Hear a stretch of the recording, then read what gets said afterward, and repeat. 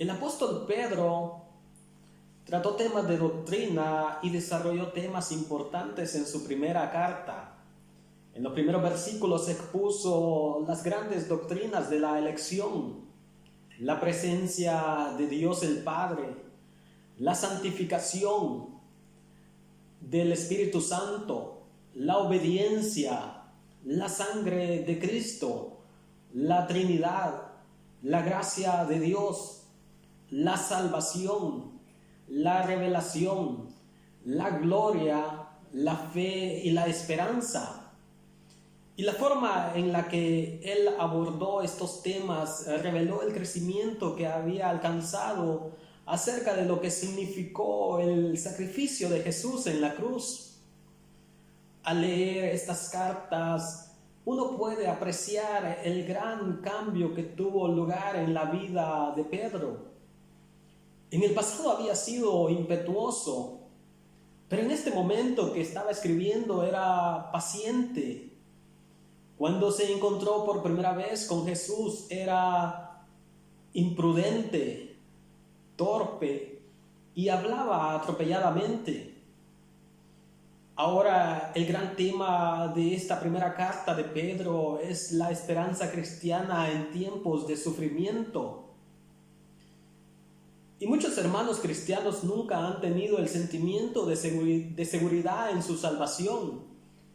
La seguridad del creyente es una doctrina que siempre hemos creído, aunque en muchas ocasiones nos lleva mucho tiempo llegar a ese sentimiento de seguridad de nuestra propia salvación. Es por eso que muchos creyentes no están seguros de su salvación. Y es que el sufrimiento y la seguridad del creyente son dos experiencias que van unidas. Y pasar por estas experiencias produce alegría en nosotros. Los teólogos intentan ayudarnos a entender las misteriosas doctrinas de la elección y la presencia de Dios el Padre. Citamos un párrafo tratando de darnos una explicación acerca de este ítem que estamos iniciando.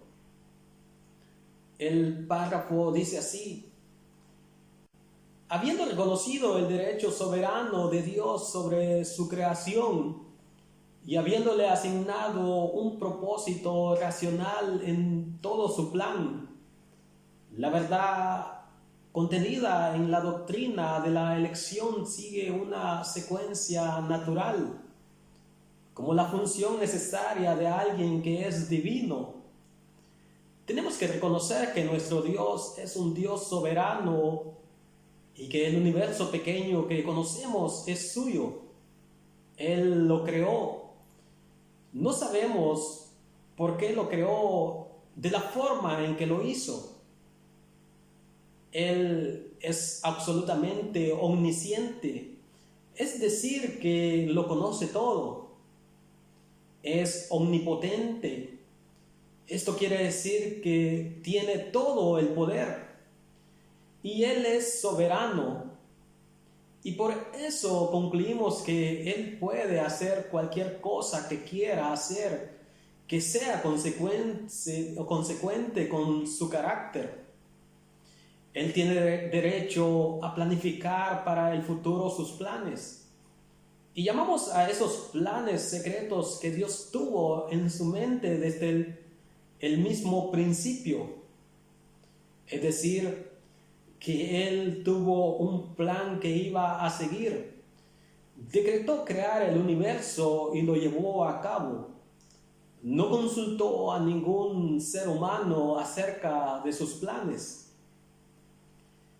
Y cuando leemos aquí que el apóstol Pedro escribió, elegido según el previo conocimiento de Dios Padre, Él nos está informando lo que Dios el Padre había hecho. Saber que el Dios de este universo tiene un plan, sabe lo que está haciendo, hacia dónde se dirige y que está haciendo lo mejor para nosotros, es un motivo para sentirnos alegres y de esta manera darle gracias por su elección que ha sido hecha de acuerdo con la presencia de Dios, es decir, su conocimiento de las cosas futuras. Dios puede llevar a cabo su plan con una exactitud total porque conoce todas las cosas. Él conoce todas y cada una de las condiciones. Él conoce todo aquello que es previsible e imprevisible. Así que nosotros podemos confiar en Él incondicionalmente. Y cuando Pedro escribió en relación a la santificación del Espíritu, estaba refiriéndose al ministerio del Espíritu Santo en el mundo, que no solo convierte a las personas, es decir, que es responsable del nuevo nacimiento espiritual, sino que también comienza una obra en sus vidas para llevarlas a un nivel de madurez y para que se conviertan en cristianos espiritualmente completos y maduros. Desafortunadamente hay muchos cristianos que han sido salvos por muchos años y sin embargo, desde un punto de vista espiritual, llegarán al cielo como niños en Cristo. No han madurado en lo absoluto. Y será triste llegar a la presencia de Dios en ese estado de infantilidad. El trabajo del Espíritu Santo es hacernos cada vez más santos aquí en la tierra. Hay muchas preguntas que nosotros nos hacemos cuando estamos recién convertidos y vienen a la mente, por ejemplo, ¿cómo puede uno llegar a ser un cristiano adecuado, realizado? ¿Y cómo sentirnos mejor como cristianos? ¿O cómo disfrutar más de la vida cristiana? Y lo importante es siempre estar atento a nunca llegar a un momento en que dejemos de sentir insuficiencia, incompetencia y a la vez dependencia de Jesucristo como nuestro Señor y Salvador. No es bueno ver a cristianos que se sienten suficientes en un estado aceptable. No nos estamos refiriendo a ninguna persona ni organización en particular. Simplemente estamos insistiendo o estamos diciendo que la palabra de Dios nos enseña que la santificación de un creyente tiene lugar por la acción del Espíritu Santo de Dios y no por medio de métodos diseñados por el ser humano. Somos elegidos según el previo conocimiento de Dios el Padre. Él planeó salvarnos en santificación del Espíritu. Él nos protege hoy y es por ser rociados con la sangre de Jesucristo, la aplicación personal del sacrificio en la cruz que nos hace vivir en la obediencia. Ahora, el apóstol Pablo hizo lo mismo.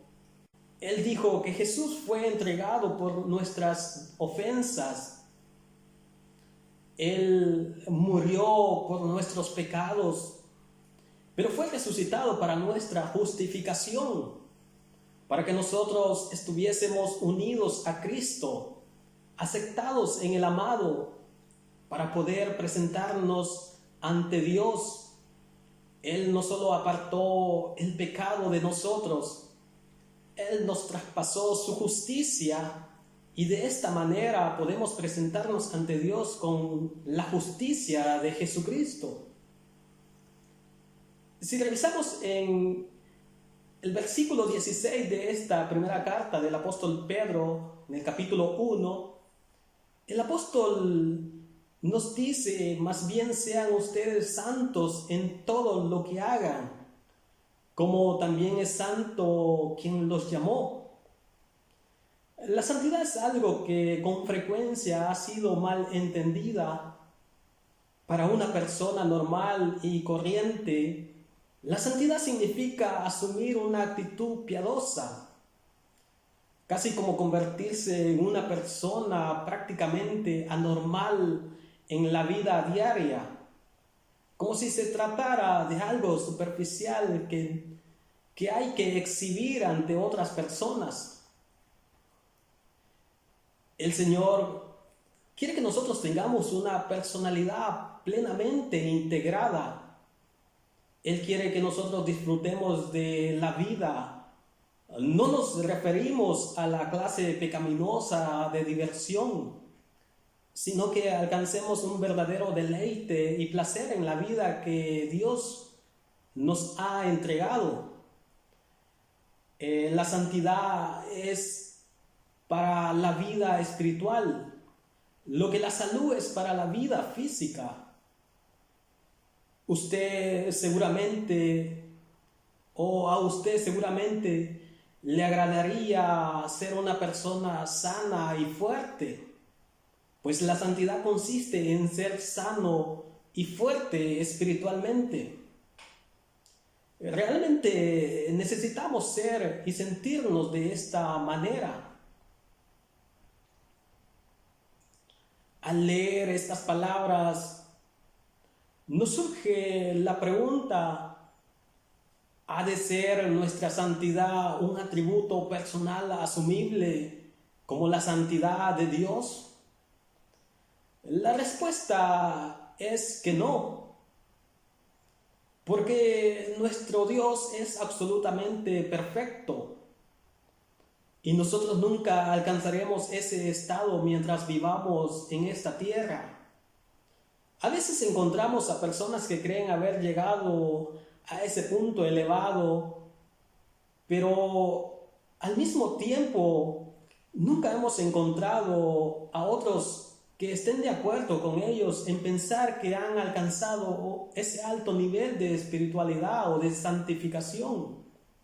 Entonces, podríamos hacernos la pregunta: ¿qué significa ser santos? Porque Él es santo, así como lo expresa el versículo 17 del primer capítulo de la primera carta de Pedro. En esta pregunta solo podríamos comentar que nuestro Dios posee una personalidad completa, íntegra y maravillosa. Y aunque usted y yo seamos simples seres humanos, podemos llegar a ser maduros, es decir, que alcancemos un crecimiento pleno. Como se ha dicho en muchas ocasiones, está muy bien el ser un bebé en una cuna y reflejar todo el encanto de esa edad. Pero si pasa el tiempo y el bebé continúa mucho tiempo en la cuna, hablando y actuando como un bebé, algo estará funcionando radicalmente mal. Así como el proceso de crecimiento normal de un bebé lo lleva a la niñez, de la niñez a la adolescencia, y de la adolescencia a la juventud, y de la juventud a la edad madura, nosotros como cristianos deberíamos estar en constante crecimiento espiritual, progresando en nuestra relación con Dios por medio del estudio de su palabra, la dirección del Espíritu Santo la vida de oración y devoción y nuestra relación con la iglesia y sus miembros. La primera carta del apóstol Pedro es una carta que habla también que nosotros tenemos que aprender a cultivar el amor filial, es decir, el amor con nuestros hermanos. Pero si nosotros vemos en el versículo 17 al 25 del primer capítulo, Él nos hace un llamamiento a una vida santa. Y Él comienza a hablar de una separación. Pero esta separación o de vivir para el Señor Jesucristo, o en esta separación existe el peligro de adoptar uno de los dos puntos de vista extremos, los cuales podríamos decir que son incompatibles con las Sagradas Escrituras. Uno de ellos considera que la naturaleza humana es tal que todo lo que necesita es simplemente una nueva dirección. Todo lo que necesita es recibir un propósito y un poco de reforma. Las personas que adoptan esta posición creen que no hay nada malo radicalmente en la naturaleza humana. Solo es necesario despertar al individuo a esta maravillosa energía, intelecto y naturaleza moral. Y entonces la persona podrá vivir para el Señor. Este podría ser un punto de vista sobre lo que significa vivir la vida cristiana. El segundo punto de vista extremo lo sostienen quienes creen que cuando uno nace de nuevo espiritualmente recibe algo sobrenatural, pero la persona se queda al margen mientras Dios lleva a cabo en su vida todo lo que necesita hacer. Las personas tienden a adoptar una actitud muy piadosa, no parecen crecer espiritualmente ni desarrollarse para llegar a ser cristianos normales e íntegros. Ahora, este segundo capítulo de la primera carta del apóstol Pedro dejará bien en claro que usted y yo, a través del nuevo nacimiento espiritual, producido de la simiente incorruptible de la palabra de Dios, tenemos una nueva naturaleza y hemos de vivir de acuerdo a esa nueva naturaleza por el poder del Espíritu Santo. Hemos sido llevados a tener una relación de amor con aquel a quien no hemos visto, pero le amamos. El apóstol Pedro le vio y le amó, a pesar de que, aunque usted y yo no le hayamos visto, el Espíritu Santo nos puede hacer que Él, hablando de Jesús, sea tan real para nosotros y que le amemos también de esa forma como le amó el apóstol Pedro. Cuando usted y yo nacimos de nuevo espiritualmente, a menudo nos recordamos de aquella hermosa y dulce experiencia vivida. Y en su segunda carta a los creyentes de Corinto, en el capítulo 11, versículo 2, el apóstol Pablo escribió: el celo que siento por ustedes proviene de Dios, pues los tengo prometidos a un solo esposo, que es Cristo, para presentarlos como una virgen pura. Los creyentes de aquella ciudad de Corinto habían llegado a vivir dominados por su naturaleza humana, Su primer amor de luna de miel se había terminado. En el día de hoy, una verdadera separación se apoya en el hecho de que usted ha nacido de nuevo, que tiene una nueva naturaleza y ahora ama a Jesucristo. Su amor por Él lo impulsa a querer agradarle. El gran objetivo y el propósito de Dios es tener individuos salvos, no solo del juicio y del lago de fuego, sino salvados del sistema actual del mundo. La obra de Cristo en la cruz resolvió cualquier duda o asunto pendiente que el pecado había introducido entre Dios y nuestras almas. El futuro se presenta brillante con la gloria de Dios y nosotros hemos sido incluidos en el valor de esa obra de redención. Hemos sido renacidos espiritualmente y nadie, ni siquiera Satanás, puede cambiar esa realidad. Sin embargo, la reflexión debería ser cómo estamos actuando hoy en nuestras vidas cristianas acá o aquí en la tierra. ¿En qué estado se encuentra nuestra relación con nuestros hermanos en la fe y con el Señor Jesucristo? En los 3 primeros versículos de este capítulo 2 de la primera carta del apóstol Pedro, encontramos que dice: por lo tanto, abandonando toda maldad y todo engaño, hipocresía, envidias y toda calumnia, deseen con ansias la leche pura de la palabra, como niños recién nacidos. Así, por medio de ella, crecerán en su salvación, ahora que han probado lo bueno que es el Señor. El apóstol ha venido enseñando que los que estamos en Cristo Jesús hemos sido purificados por la obediencia a la palabra.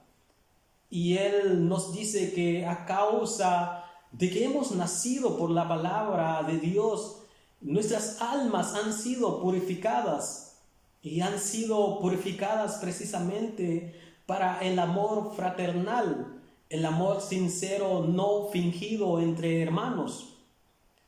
Si verdaderamente se ha operado en nosotros el nuevo nacimiento, necesariamente en nosotros se debe dar el proceso de santificación por medio del cual vayamos renovando todo lo que somos para que así lleguemos a ser el tipo de cristianos que quiere Dios que seamos.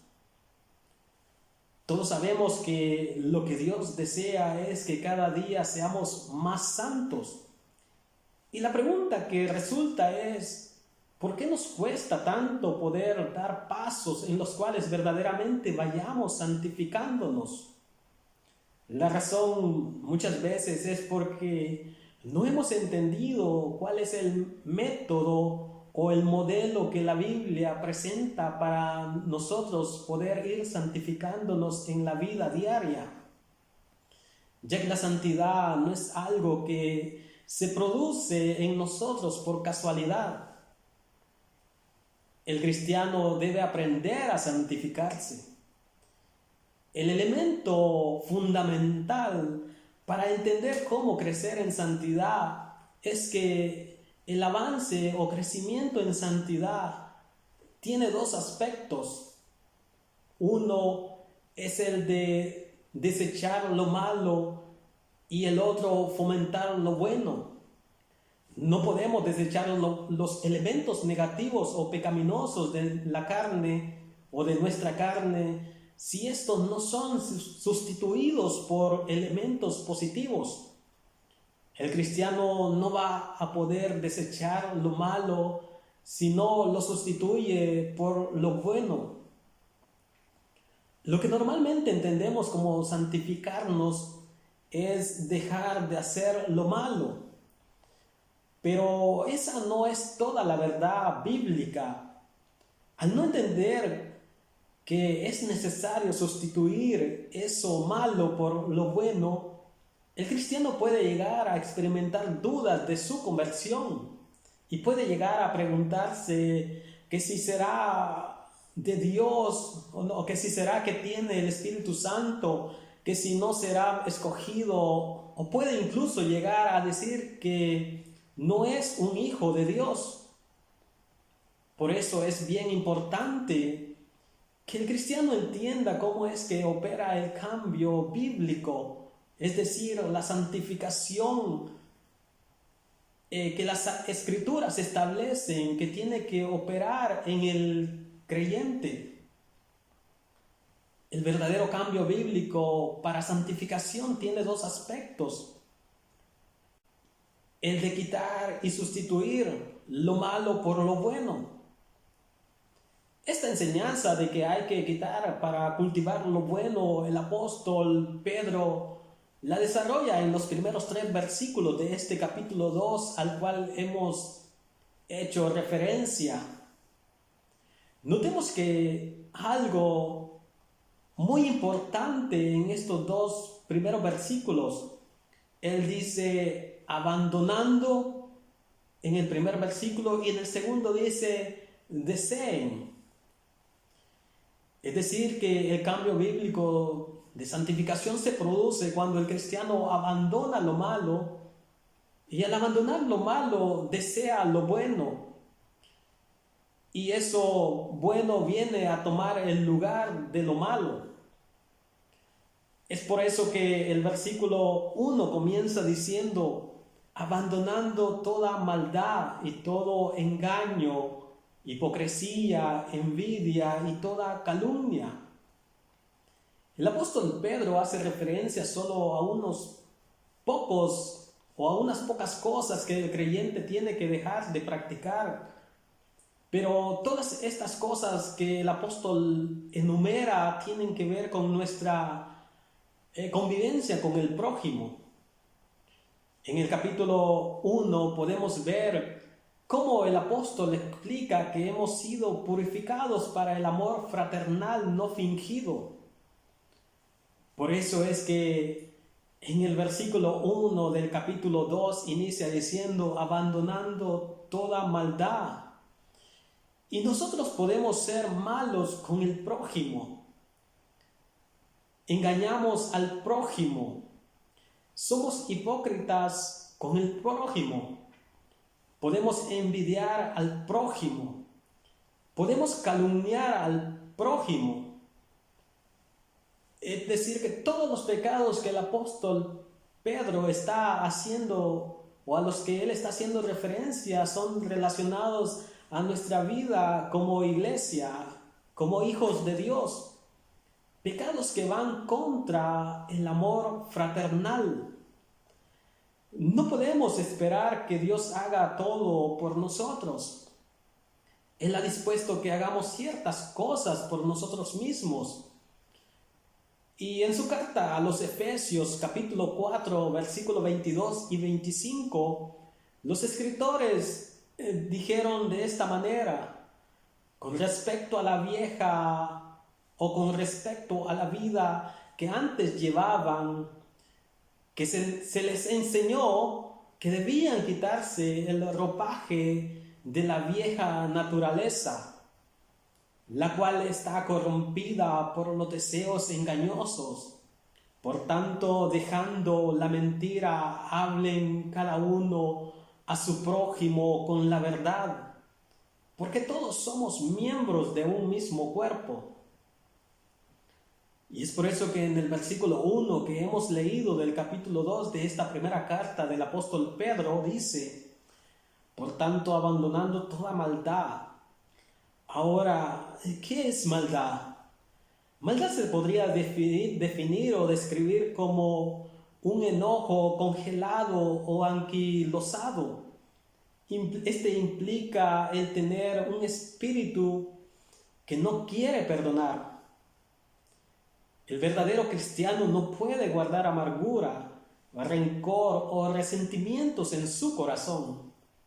Aunque alguno haya dado testimonio de haber nacido de nuevo espiritualmente y de que ama a Jesús, nadie que se encuentre alrededor suyo podrá distinguir esa nueva vida si usted está cultivando malignidad como un sentimiento arraigado en su corazón.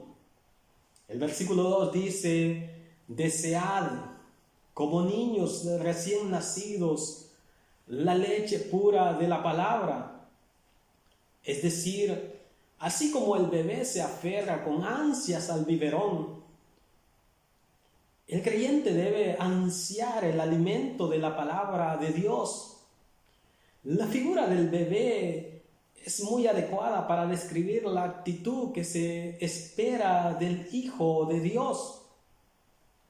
El bebé, cuando él ve el biberón, comienza a mover sus manos, su boca, sus pies, como si todas las partes de su cuerpo se pusieran en movimiento para tratar de aferrarse a ese biberón. Algo positivo sería que todos los creyentes manifestáramos ese deseo ferviente de leer y escuchar lo que la palabra de Dios tiene que decirnos o enseñarnos. Sin un apetito por la palabra de Dios, usted y yo nunca vamos a crecer en la gracia y el conocimiento de Cristo. Y no nos desarrollaremos como creyentes. El creyente que no crece en el conocimiento de la palabra de Dios siempre estará en un estado de infancia. Y debemos recordar que un niño pequeño y un hombre maduro son ambos seres humanos que se encuentran en diferentes estados de crecimiento y desarrollo. El pequeño necesita leche para poder crecer y llegar a ser un hombre o una mujer. Y si nosotros si nos preguntamos cómo crece un cristiano, pues la respuesta es que el cristiano crece estudiando la palabra de Dios. No existe crecimiento en que se encuentre aparte la palabra de Dios. Sentimos la convicción de que la leche pura de la palabra de Dios significa la totalidad de la palabra de Dios.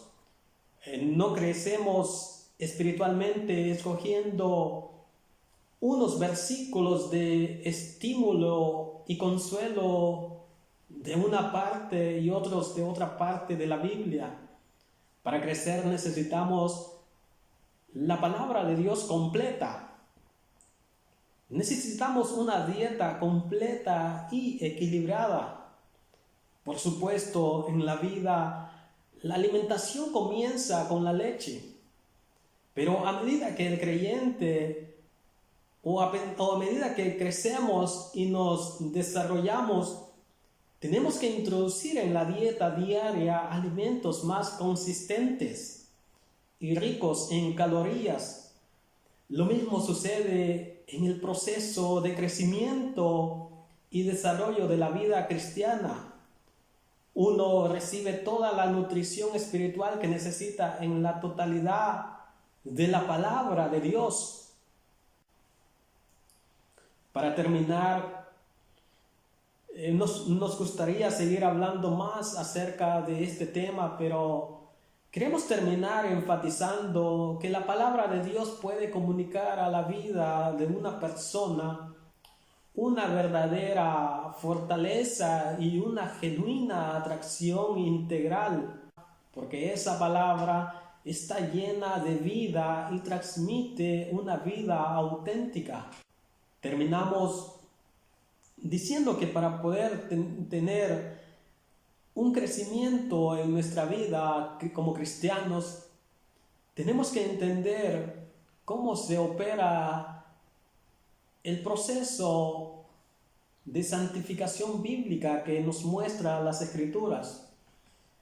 Y como esta carta va dirigida a cristianos recién convertidos, lo que se tiene que entender es que el proceso tiene dos aspectos. Uno es el abandonar lo malo, abandonar el pecado, y el siguiente aspecto es desear lo bueno, es decir, sustituir eso malo que hemos dejado, sustituirlo por algo bueno. Así vamos a lograr crecer y vamos a lograr entender cómo es que el proceso de la santificación se opera gradualmente en nuestras vidas. Nosotros no nos convertimos hoy y mañana ya no practicamos el pecado. Cuando nosotros venimos a Cristo, nosotros venimos con prácticas, hábitos que están bien arraigados en nosotros. Y por tener una naturaleza de pecado, nosotros se nos hace más fácil cometer o hacer las cosas malas que hacer cosas buenas.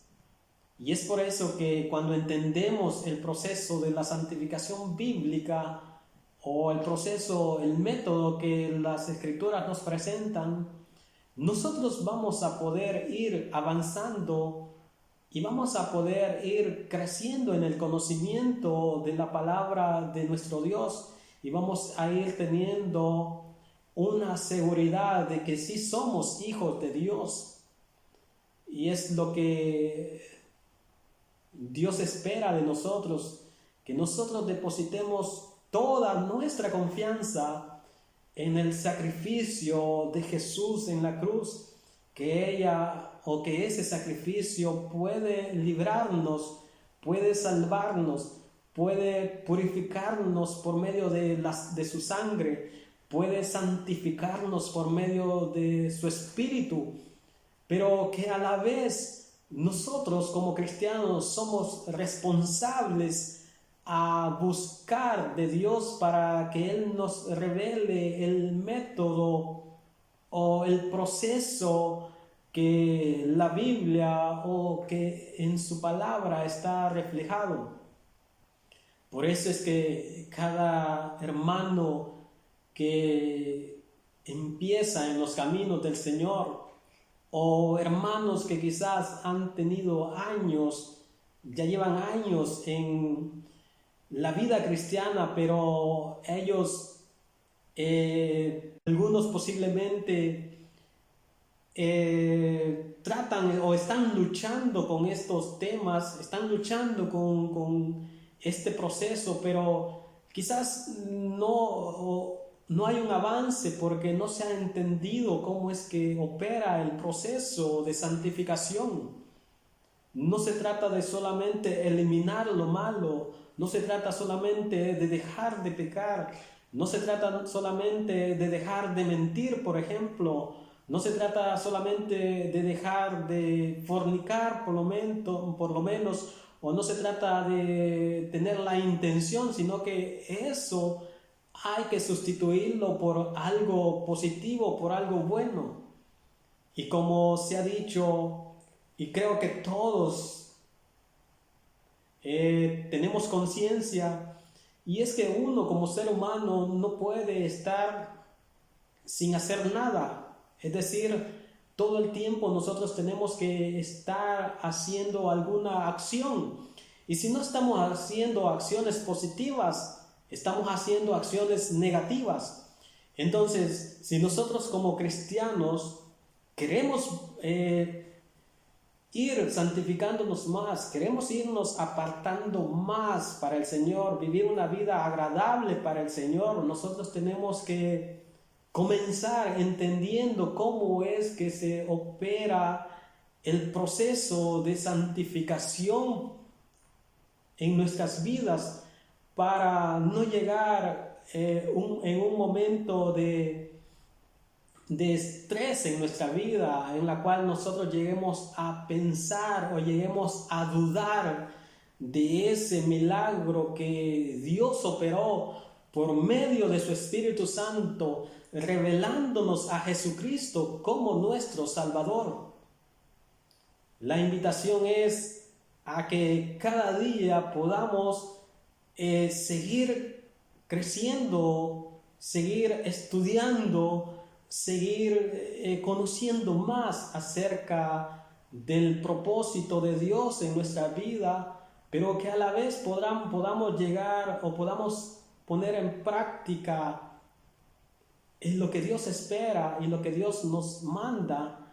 Y uno de ellos es que entendamos cómo es que se tiene que operar el proceso de santificación en nuestra vida para nosotros vivir una vida plena, agradable, completa e íntegra y integrada con los demás hermanos. Así que el pensamiento es